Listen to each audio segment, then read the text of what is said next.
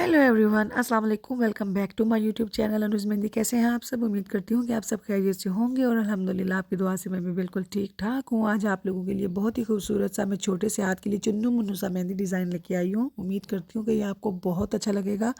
बहुत ही सिंपल सा और बहुत ही प्यारा सा मेहंदी डिज़ाइन है। उम्मीद करती हूँ कि अच्छा लगेगा इंशाल्लाह। अगर वीडियो अच्छी लगी तो वीडियो को लाइक ज़रूर कीजिएगा और मेरे चैनल को सब्सक्राइब करके बेल आइकन लाजमी प्रेस कर दीजिएगा। वो लोग जो मेरे चैनल पे फर्स्ट टाइम विजिट कर रहे हैं और जो आते जाते रहते हैं उनका तो thank you so very much. खुश रहें, आबाद रहें, अल्लाह पाक आपको अपनी हिफ्ज़ और ईमान में रखे, आमीन सुम्मा आमीन।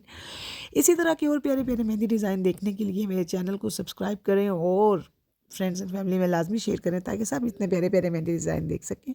इंशाल्लाह एक और अच्छी मेहंदी डिज़ाइन के साथ फिर हाजिर होती हूँ। तब तक के लिए अपना ख्याल रखें, मुझे दुआओं में याद रखें। टेक केयर, अल्लाह हाफिज़, फ़ी अमानिल्लाह।